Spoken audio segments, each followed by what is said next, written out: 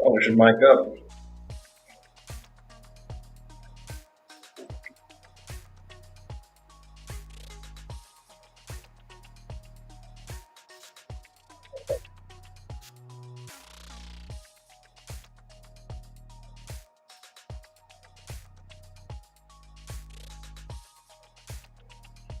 All right. Good evening, everyone. I'm Dr. Joaquin Acosta, the spirited host of the Know Your Pharmacist Livestream and the dedicated CEO of PharmTrue. Tonight, we embark on a captivating journey through the intricate world of healthcare and wellness. And I'm thrilled to have you all with us. As we dive into our Pharmacist Frontline segment, we'll unravel the alarming presence of micro and nanoplastics in our water, a revelation that might just change the way we think about what we drink. It's about connecting the dots between what we consume and its hidden impacts on our health. Moving on to Tech Talk, we'll delve into the transformative power of continuous glucose monitoring. This isn't just about technological advancement, it's about empathizing with the daily struggles of diabetes patients and appreciating the profound differences such innovations make in their lives. In our Enlightenment Hour, we'll explore how something as simple as walking can unlock the realms of creativity as affirmed by Stanford researchers. This segment is all about inspiring you to find creativity in the mundane and to transform routine into revelation. Our Urban Wellness Corner takes a surprising turn as we discuss cannabis and its potential to enhance exercise motivation. According to Fox News, here we are blending the science with the unconventional, challenging perceptions and opening new doors to wellness. Our community is the heart of our show, and in Community Spotlight, we're proud to feature the exhilarating events happening right now at Vado Speedway Park, aka the Wednesday edition, Hump Day of the Wild West Shootout. Gates are open, baby, at Vado, and they sure will be all weekend long. A lot of money on the line, a lot of fantastic racing, some of the best dirt track racing in the country currently happening. It's all about the adrenaline rush and the community spirit that brings us together there. Lastly, in the Men's Health Minute, we confront vital health statistics head on. This is more than just numbers, it's about awareness, prevention, and taking proactive steps towards a healthier life. Thank you to our sponsors, PharmTrue, High Horse Cannabis Company, Vado Speedway Park, and the Baked Chicken Farm. Your support not only fuels our show, but also fosters a community dedicated to health and innovation. So let's ignite our curiosity, enhance our understanding, and connect with each other. Together, we'll explore, learn, and grow. Welcome to a show that's not just about pharmacy, but about a passion for a healthier world. Let's get this thing started, guys. So, alarming in the news as of late. Who saw the microplastic alarms that were sounding all over the articles and headlines over the last couple days? And I'm sure, it was a little frightening, and I can totally connect with all that. We're going to unpack a little bit of that right now here in our Pharmacist Frontline segment brought to you by PharmTrue. Let's jump on in. So right below here, we got experts explaining health concerns about micro and nanoplastics in the water. Take a look. CBS Mornings here. After scientists at Columbia University found that some bottles of water contain hundreds of thousands of tiny plastic fragments in every liter. That's up to 100 times more than previous estimates. And those plastics could be linked to a whole range of health problems. Now, this study did not mention any brand names. I'll be the first to say not helpful study. Dr. Celine Gounder is a CBS News medical contributor and editor-at-large for public health at KFF Health News. Dr. Gounder, thank you very much for being here. The fact they don't mention brands is going to have, you're alarmed and then you want to know what to avoid. With no brand names, that's tough. So I guess talk to me about what was found and then in the absence of brands, how people can try to minimize their exposure. So this study was really focused on plastic bottled water, not other types of bottled water. And what they found was very high levels of nanoplastics. So that when plastics break down, even just like unscrewing a cap, you're going to have a little bit of friction, a little bit of breakdown of the plastic, and you find that in the water that you're consuming. Wow. Okay. What kind of health effects can that have? Well, the issue is that with these tiny fragments of plastic, we don't know if the plastic itself can cause health effects, but they are bonded to or combined with other chemicals like phthalates, for example, which are what make plastic more flexible. Mm-hmm. So when you get these tiny pieces of plastic, you're also getting exposed to these other chemicals those are known as what are called endocrine disruptors. In other words, they have hormonal effects. They can mimic, for example, estrogen and other hormones. And those hormones, or higher exposures to those kinds of hormones, can be associated with anything from diabetes to neurocognitive effects in little kids to cancer. And so that is why we have some real concerns about these exposures. Yeah, you know, I heard about this as I was watching Nora last night as I'm chugging on a bottle of water. So you instantly hold up the bottle of water and say, I don't see anything in there. You're saying it's so small that we can't see it. It doesn't matter the brand. So what are we supposed to do with this information? Because you hear it and it's very frightening. Like, should I just... Yeah, we hear nano and micro. Yes. And plastic. And plastic, and it. we're all drinking from bottled water. So what should we be doing with this information? And it's not just in the water, frankly. This is all in any number of beverages we consume, which also come, many of them in plastic bottles. It's in the food supply. It's in the environment. So it's very hard to avoid this kind of nanoplastic exposure. Some of the basic things you can do would be to try to avoid plastic packaging. That will help reduce some of the risk. Don't microwave your food in plastics. I do that all the time. Yeah, and then try to use containers like glass or stainless steel. At least that'll help reduce your exposure a little. But are you saying it's not safe to drink bottled water? That's what I'm trying to figure out here. Bottom line. Bottom line. Yeah, Should we bottom do, line, yes. Aluminum cans, glass bottled water? Glass bottled water, we were talking, that's what you do, Tony, is definitely an option. Stainless steel bottles that you can refill from the tap. In fact, tap water, unless you're in a place... Filters? Can this be fixed? Use filters and... filters can actually introduce more plastic. I think just start eating plastic pellets for breakfast, people. Train your body. Get your body ready to handle it. But are you saying people should stop drinking bottled water? That's what I'm trying to get to here. What I would say is if you're going to drink bottled water, don't do it from a plastic bottle. Do it from glass or stainless steel. From the tap is generally going to be safe unless you have an area where there's lead pipes or something like that. Right. There's a lot of ifs, right? Yes. And then ultimately, this is so confusing and hard for the average person. This is why you have the EPA and the FDA that are out there that are supposed to be protecting us. I mean, this is their job. We can't do all of this ourselves. Just try to avoid it if you can. Just open your mouth when it rains. Like, right about that old school way. Dr. Gallagher, thank you so much.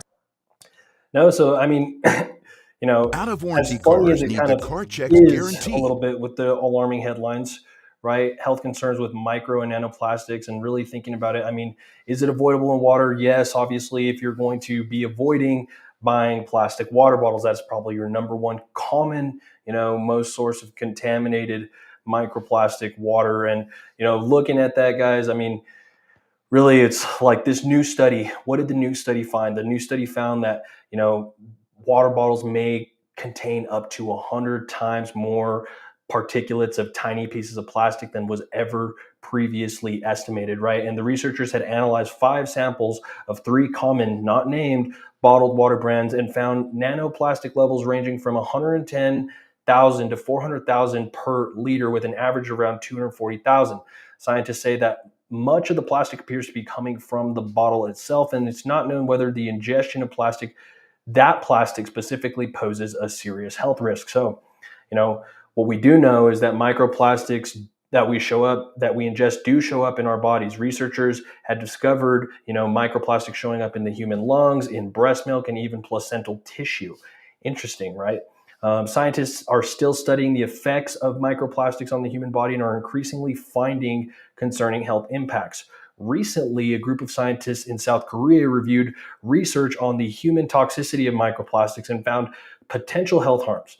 Microplastic shapes can interfere with digestive and respiratory symptoms, and their chemical additives and contaminants can harm the endocrine and reproductive systems. As microplastics break down, the particles become small enough to pass through areas where it had been thought that they could not reach, such as the blood-brain barrier, a network of tissues that protects the brain from toxins and pathogens. While there is still a lot to learn about the health effects of microplastics, the widespread infiltration of the world and our bodies is extremely concerning. When plastic breaks down in the environment into microplastic particles, the particles can absorb chemical pollutants or microorganisms, from the environment that could pose health risks for humans on top of it all. As a result of the manufacturing process, they may also contain chemical additives, some of which can be toxic, like phthalates, and wind up polluting the environments. Can you avoid microplastics altogether? Right? Probably not, but can you probably avoid using so much plastic water bottles? yes, help the environment. And granted, I get the fact where some people may think, hey, if I just buy plastic, if I'm not the guy buying plastic water bottles, somebody else is and throwing it away. I get that, but when you're thinking about 250,000 pieces of microplastic that you may be ingesting per liter out of, plastic water bottles, probably something to avoid. I'm 30 years old. I've been chugging water from plastic water bottles my entire life. I feel okay. I have a lot of neck and back pain, probably from stress. I don't think from plastic microparticles. However, still something to consider. I definitely, as a monetary concern, definitely do not buy plastic water bottles. I've been notoriously a tap water guy most of my life, and not to say, those great water machines are awesome. They really are. I just, just how I personally have lived most of my life. Otherwise, filtered water, great stuff. Interesting things to consider overall in the water consumption. What's in there, right? I know we get very concerned about air quality and things like that, but you may be chugging that water with those microplastics each and every single day, or think of the ultimate New Mexico sin, leaving a hot water bottle in the car, right? So when you're boiling that freaking water in microplastics in the car, or considering if it's being shipped in a very hot environment, how are those microplastics getting into your water that you're drinking? But even goes to really probably beg that question, how are microplastics getting into the foods that we're eating, right? How are they getting into, whatever else is coming down those supply chains where plastic is the big storage container, especially when, you've got heat being a big place to transfer, or other chemical transfer that could possibly happen. Does it incite some sort of skepticism and, further thought questioning? Yes, absolutely. But, it's not to incite fear. It's probably just, a little bit more awareness going forward. And, for those of us that can use that, hey, let's use it. It's Wednesday, January 10th, 2024, Know Your Pharmacist Livestream.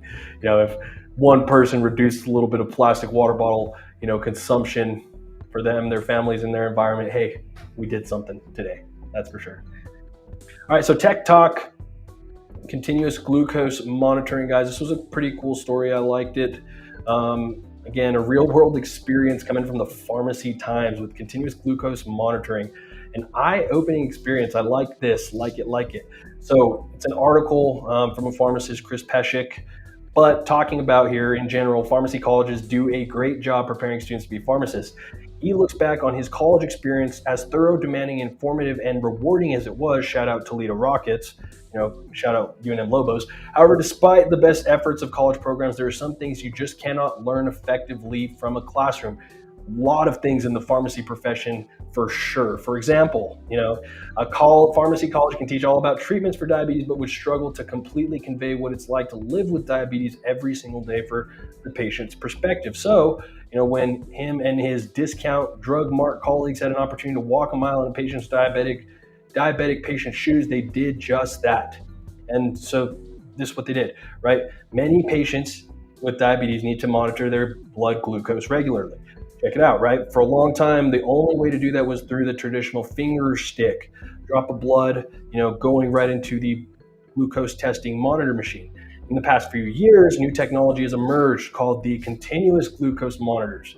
They're wearable devices that monitor patients' glucose 24/7. The device then communicates the information to a sensor or smartphone app so the patient can easily see their glucose readings without the need for finger sticks. More importantly, the app will alert patients to blood sugar spikes or dips, helping to avoid emergency situations. These devices provide valuable information to actively engage the patient in making informed decisions, which allow the patient to be in control of their health in between doctor visits, ultimately leading to better outcomes. Right?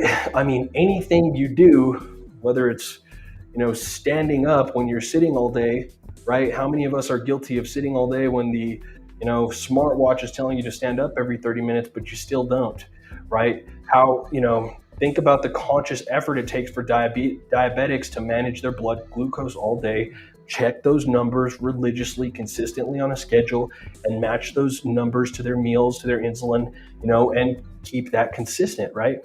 that's what makes it hard. It's not easy. It doesn't happen perfectly. The master diabetics know their body so well that they can really just, really get to that point of a good management of it, but you're never as good as actually having the blood stick and knowing, for sure, and exactly keeping, full-on continuous glucose monitoring. And as I've talked about here, I've showed a couple of the continuous glucose monitoring systems, guys. Your Freestyle Libre, for instance, and I believe the Omnipod. So we talked about some of those ones, and very cool stuff and very cool systems for sure. Bluetooth systems that literally, you basically put that piece of technology, as you see in these guys' arms, and it's stuck to the back of your arm, and you change it out usually every 2 weeks or depending on the device, but that's typically what we're most seeing. Personally, I've never worn one of these continuous glucose monitoring systems. And not only with this, right, you have to actually gain, and he's saying him and his colleagues literally was an eye-opening educational experience. I like this. They gained a practical knowledge of how the device works, how to pair it with your phone, and how to apply it to your skin, and even how it feels when you're wearing it, right? These are questions, yes, in pharmacy school, you've never been able to answer for somebody from that personal perspective unless you're type 1 diabetic that might have had easier access to some of these medications, but usually you're not going to go in a situation where you're going to get to try one of these newer continuous glucose monitoring systems. And it's not just the pharmacy schools that's responsible for adjusting and training on each of the new tech, because every new year that you have new tech dropping, you already have all those pharmacists that are out there, seasoned, that have to go pretty much initiate it themselves unless their workplace is going to get them trained up on it. And we all know how Walgreens and CVS and those guys are, and they don't care. They don't give a damn. They just want to make sure, they pump out as many of those high dollar, scripts as possible. And I just think it's cool. The appreciation process gained here, for our continuous glucose monitoring patients, how, even thinking about how just much coordination it really takes to, track that. And hopefully we see in 2024 it become more of an option on some of our Medicare Advantage plans, or Medicare plans, Medicaid plans, right? Think about, maybe paying for some upfront monitoring there that could actually help reduce that diabetic burden of the billions of dollars we're spending after rehospitalization and things like that. And how can we help people, in their day-to-day lives where you're looking at high glucose readings, right? If somebody's got actual great data of you're looking at minutes on the hour here where you're seeing this chart over a 24-hour time span, and you can really think about what sort of cool interventions you can do from there. So that's our Tech Talk segment for you guys. Just, perspective for you pharmacy school students, pharmacy school people, educators, right? Patients with type 2 diabetes, for sure. These are all type 1 diabetes. These are all things that are important, caregivers, right? How many times in that situation where your baby boomer is a caregiver for somebody who might be a generation up, and what you're seeing there is that baby boomers having to coordinate and learn the continuous glucose monitoring system for that patient, right? They're having to actually figure out how to download that app, how to, apply it every single 2 weeks down to the arm, take it off, know all the rules and regs about it, and train, their older adult that they're caring for on how to actually use this stuff. So again, where we're looking at pharmacy schools could be an even great place there for, teaching continuous glucose monitoring system. Where can, our institutional, big three, where can even Walgreens, CVS, Optum, these guys have a better look at how to train your pharmacists, your pharmacy teams on how to actually adjust with all the new things that are coming out, how to train your patients on the new things that we're expecting these insurance companies and, patients and their families to pay co-pays for, right? So on and so forth, and expect these results because the computer says you're going to get these results based on using it, but you got to learn that human part. You got to learn it, right? It's not easy. So, it's good stuff to consider in our Tech Talk. Guys, let's jump on to Enlightenment Hour. Another thing, free healthcare. I'm going to continue to harp on. That's very important. How walking fosters creativity. Stanford researchers confirm what philosophers and writers have always known. Guys, the benefits of taking walks, daily walks, not only on your physiology, but on your mind, truly are out there.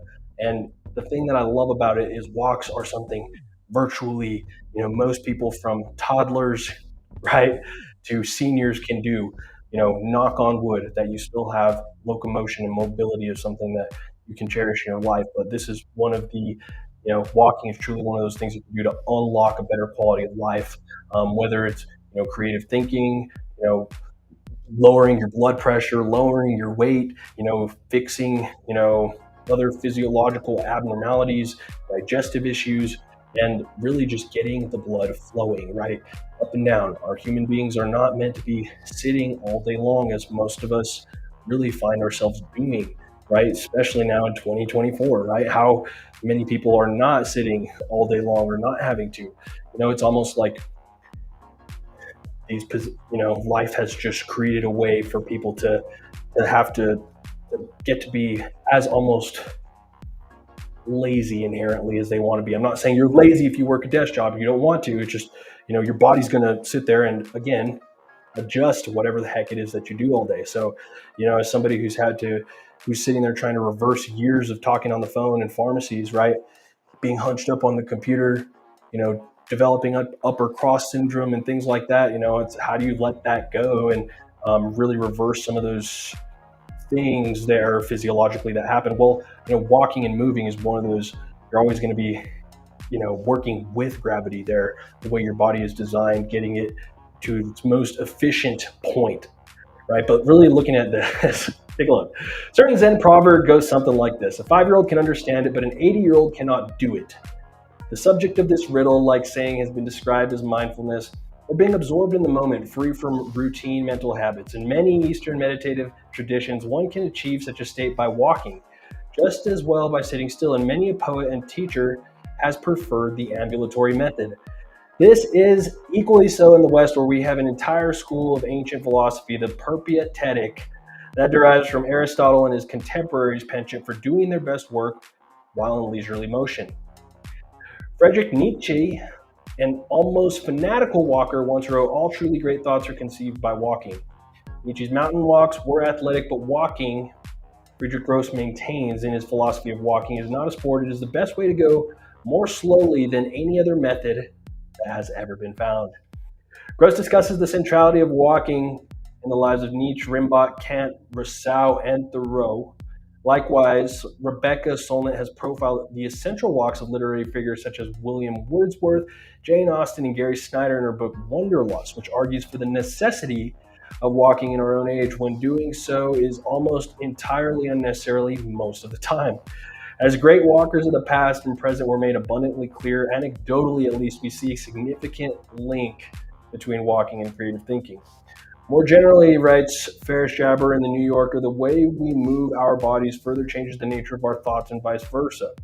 Applying modern research methods to ancient wisdom has allowed psychologists to quantify the ways in which this happened. And to explain why, Jabber summarizes experiments of 2 Stanford walking researchers, Marilia Pezzo and her mentor Daniel Schwartz, who found that almost 200 students tested showed markedly high creative abilities while walking. Walking, Jabby writes in poetic terms, works by setting the mind adrift on a frothing sea of thought. Pezzo and Schwartz speculate future studies would likely determine a complex pathway that extends from the physical act of walking to the physiological changes to the cognitive control of imagination. They recognize that this discovery must also account for such variables as when one walks, and as so many notable walkers have stressed, where. Researchers at the University of Michigan have tackled the question in a paper called The Cognitive Benefits of Interacting with Nature. This study, writes Jabber, showed that students who ambled through an arboretum improved their performance on a memory test more than students who walked city streets. And for those of you who do not know what an arboretum is, because I sure don't, the definition is a botanical collection composed exclusively of trees and a variety of species.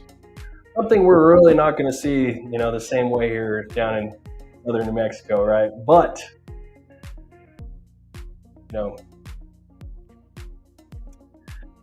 can still find your own little way around. And so it's just very interesting, guys. Science talks about walking. People talk about walking. You think of the art of mindfulness, and sometimes you think stillness, but think of the fact you can almost kill 2 to 3 birds with one stone rather than, in a sitting, seated state. So if you're doing a little bit of both, sitting, breathing, walking, thinking, mixing all that up, guys, healthcare outcomes, you're going to slowly inch those things to a better place for sure. And it's for those of us who have those 2024 aspirations or just life aspirations, right? You think, hey, well, I want to exercise every day. I need to go and buy some awesome workout plan, right? And do all these things. Really try. I mean, simple one. And granted, this isn't the Joaquin plan by any means, but I'm telling you, 10,000 steps a day for a month will change your life. Seriously. And you don't have to do it all at once. But, anybody that wants to make a true difference in their life, try that. Just get used to moving around, walking 10,000 steps, take those extra steps, take that extra walk, morning, evening, lunch, after lunch. Find ways to do that. And again, I guarantee you Las Cruces, New Mexico, Doña Ana County is not going to be 14.8%, type 2 diabetics, and we'll improve our health outcomes. So let's segue that into how to make these walks maybe even a little funner, guys. Yeah, I'm going to be that guy. Fox 5, weed and workout study finds cannabis can boost exercise motivation. This is a cool one. Gotta love it. Weed and working out. Apparently more and more people are getting high before getting swole. But is it a good idea? Fox 5's Kendall Green did the heavy lifting on this one, so you don't have to.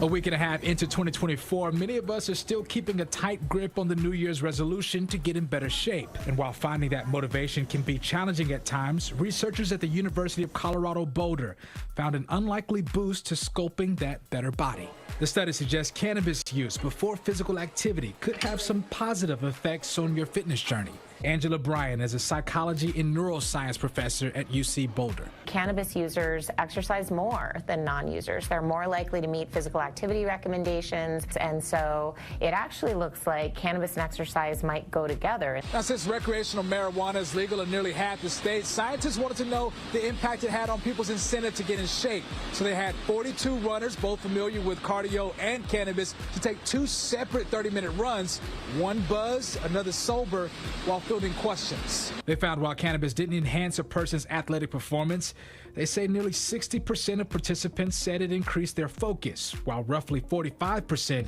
said it made their workouts go by faster. I wouldn't go out and recommend pre-workout use of cannabis right now, just based on this. Can we do this with maybe more than 40 people? Mike Weidenbach is an Olympian personal trainer, neither condemning or condoning marijuana use ahead of a workout. But he has questions the study didn't quite answer. Can it be replicated? What can we do this for 3 months and see if those people still have more motivation? Does the performance eventually catch up, or does it stay below their regular level, and so on and so forth, right? Brian, though, is convinced there's some substance to the study. People said that it helped them to enjoy their physical activity more. Counterintuitively, it helped them feel more motivated to exercise. It decreased pain during exercise. Kendall Green, Fox 5 News. Boulder, Colorado, doing hard work. There you go. That's right. That's right.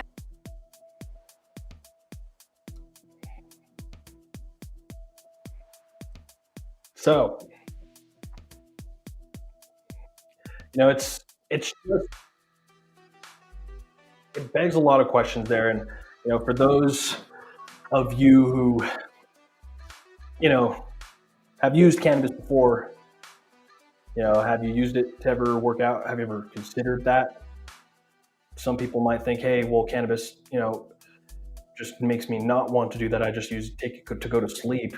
Well, thinking about, hey, well, maybe it could help enhance some of your workouts. And I've, seen certain fitness crazed people that are really looking for a specific, dose, whether it's THC, CBD, CBG, looking at all of that and dialing it in for, their workout regimen.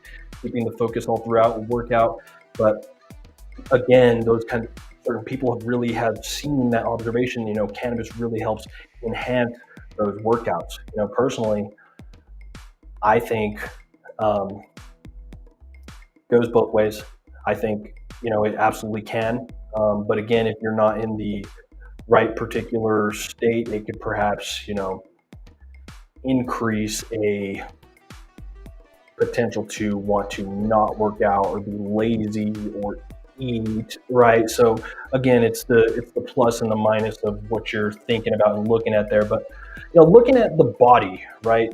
CB1 and CB2 receptors, you know, CB1 receptors really looking in that green area, CB2, you know, the blue, and looking at actually, you know, stimulating the endocannabinoid system, right? You can actually stimulate the endocannabinoid system by going for a run naturally. You know, it almost works even best with running. Cold exposure is one of those that stimulates it. You know, for those of you guys love those ice baths and everything like that. But again, guys, exercising is the one I wanted to look at here. Exercising is a great way to stimulate and support your endocannabinoid system. Medium and high density exercise has been shown to activate it. Research has also shown that exercise significantly upregulates CB1 receptors and enhances CB1 receptor sensitivity, which is why exercise can protect against the consequence of stress. Exercise-related improvements in memory are also due to activation of the CB1 receptor. Blocking the receptor seems to prevent memory benefits of exercise. Several studies show that exercise increases levels of anandamide, the body's natural version of THC, and activates cannabinoid signaling. And researchers now believe that endocannabinoids may actually be responsible for the runner's high euphoria that you get when you exercise, and not endorphins, endocannabinoids. However, again, you shouldn't force yourself to exercise. Forced exercise is seen by the endocannabinoid system as a type of stress and therefore doesn't increase endocannabinoid levels and can actually decrease CB1 signaling. So the recommendation here, you know, just one guy's opinion, but still good opinion there. Dr. Dustin Sulak, you know, many doctors that have gotten to this far in their research definitely can see, you know, exercise routine that's consistent with, you know, the endocannabinoid system and actually boosting it up, lifting heavy weights 1 to 4 times a week, high intensity interval sprinting 1 to 2 times a week, walking 30 to 60 minutes a day, or running 20 to 30 minutes before lifting weights. Even guys, literally just that runner's high by itself, a 20 to 30 minute jog can absolutely activate that endocannabinoid system. And for those of you who have just enjoyed a runner's high, you know, some people really chase it, and it's something worth just understanding and thinking about. Guys, let's move on to our community spotlight happening right now over at Vado Speedway Park, guys. Got Wild West Shootout. We are in the middle of it right now. Had some great winners so far. Bobby Pierce and Cade Dillard have been tearing this place apart. You know, Tyler Erb had a great race as well. Some good stuff happening over at Vado Speedway Park. Kyle Larson's out there racing, guys. The literal best, you know, race car driver on the planet right now. He's out there racing at Vado. I'm serious. So happening right now, probably in the start of the heat races, somewhere in there. Obviously, you know, race night typically goes from heat races to, again, your feature races. You have to qualify for where you're going to place in the feature races, usually by how you race in the heat races. If you do real good in the heats, you can skip a B main. A B main is like if you have a whole bunch of extra cars there and you can only qualify so many out of the heats appropriately, and then you got to take that middle tier people in the heats who may or may not deserve to go race with the big boys for the big money. You know, $10,000 on the line tonight for the super late models over there at Vado Speedway Park. Oh my God, it's some good racing and everything going on for sure. So, you know, guys, get out there. Plan to get out there this weekend if you're not out there tonight, and you know, watch on Flow Racing, FLO Racing. I believe it's like pay like $30 or $40 and you get the month, but it'll get you all the rest of the races. You know, but if you guys are here locally, you know, and you can go, definitely get out there at least one at a time and go watch all these fantastic, awesome drivers that are out there, guys. Community Spotlight brought to you by the Baked Chicken Farm, Vado Speedway Park. Man, some awesome racing right now. The flyer does not do justice, but I want you guys to go and experience it for yourself. So last thing, Men's Health Minute, guys, just showing a graphic for all my besties. Men's health issues by the numbers. 1 in 3 men has high blood pressure. 3 out of 4 men are overweight. Men are 2 times more likely to binge drink than women. 17 out of 100 men smoke versus 13 out of 100 women.